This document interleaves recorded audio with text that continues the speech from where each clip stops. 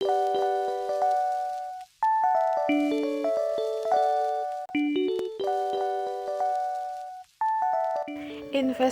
dalam teori ekonomi makro dapat dikatakan sebagai pengeluaran pemerintah dalam membeli barang-barang, modal, dan peralatan produksi untuk mengganti dan lebih terutama untuk menambah barang modal yang akan digunakan untuk memproduksi barang dan jasa di masa mendatang.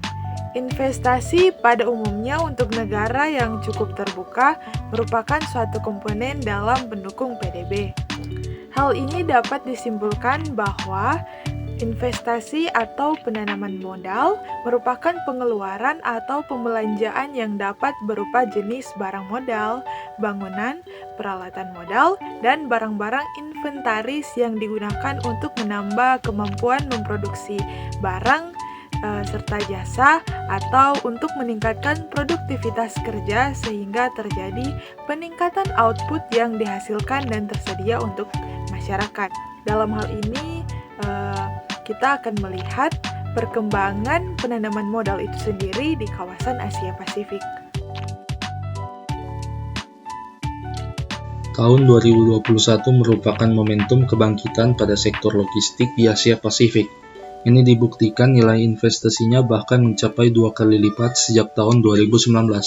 Dalam laporan JLL Asia Pasifik Capital Tracker 4Q21, tercatat besar investasi di sektor logistik mencapai 48 miliar dolar AS atau setara 690 triliun rupiah. Besar investasi ini berhasil tumbuh 50% secara tahunan dan mencapai 2 kali lipat sejak investasi di tahun 2019. Minat investor terhadap transaksi besar yang bernilai lebih dari 300 juta dolar Amerika Serikat atau 4,3 triliun rupiah meningkat tajam pada 2021. Berdasarkan data JLL, ditemukan bahwa peningkatan investasi di sektor logistik ini meningkat 4 kali lipat selama 2 tahun terakhir. JLL memperkirakan bahwa minat investor akan terus meningkat seiring pertumbuhan bisnis penyewaan di kawasan Asia Pasifik, serta kegiatan investor untuk mengatur ulang portofolio mereka, meskipun ada penurunan imbal hasil dari segmen logistik. Sementara itu, pasar perkantoran di Asia Pasifik terus menunjukkan tanda-tanda pemulihan, setelah mencatatkan nilai investor sebesar 74 miliar dolar AS atau 1.064 triliun rupiah pada 2021 atau naik 17% dibandingkan tahun 2020. Ini menjadikan sektor perkantoran sebagai kelas real estate paling liquid di Asia Pasifik. JLL memprediksi minat di pasar perkantoran akan tumbuh 20-30% pada tahun 2022.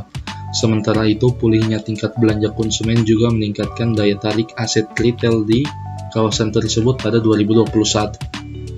Transaksi retail naik 67% secara tahunan dengan nilai transaksi mencapai 36 miliar dolar AS atau 517,9 triliun. Hal ini turut dipengaruhi oleh tingkat belanja konsumen dan imbal hasil yang membangkitkan kepercayaan para investor. Sedangkan pertumbuhan sektor perhotelan di kawasan Asia Pasifik juga kian membaik usai dibukanya kembali perjalanan antar negara secara bertahap. Harapan jangka panjang para investor terhadap sektor perhotelan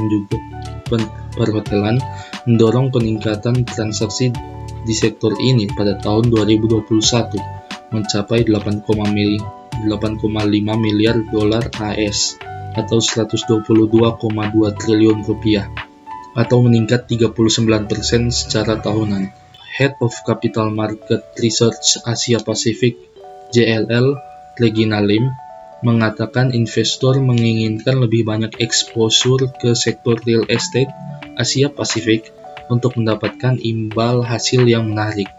Bahkan menurutnya JLL memprediksi bila investasi terus membaik, maka jumlahnya melampaui angka 200 juta dolar Amerika Serikat atau 2,8 triliun rupiah pada tahun 2022. Dalam jangka panjang, pertumbuhan investasi berpengaruh pada bertambahnya stok kapital yang selanjutnya menaikkan produktivitas.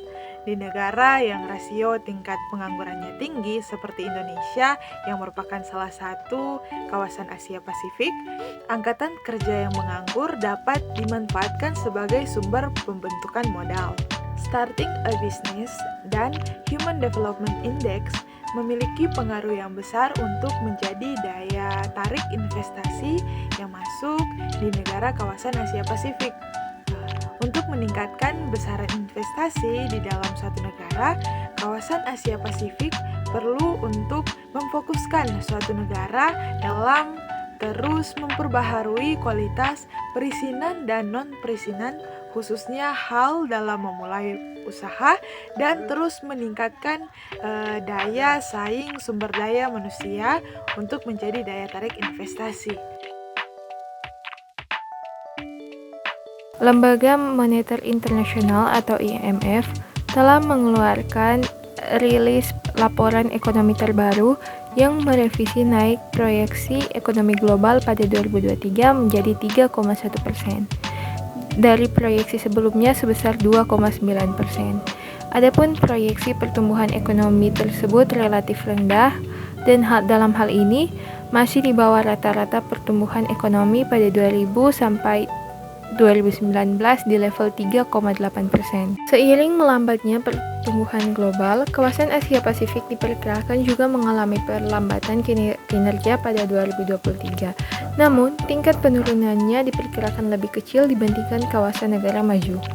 Beberapa faktor yang menjadi pendorong bagi kawasan Asia Pasifik antara lain inflasi yang lebih rendah, lalu kenaikan suku bunga yang relatif lebih kecil, dan normalisasi aktivitas ekonomi pasca pandemi COVID-19.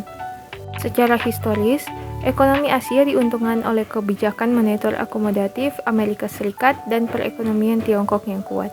Kondisi tersebut diperkirakan dapat terjadi pada tahun 2023 dan berpotensi menjadi katalis positif bagi pasar Asia.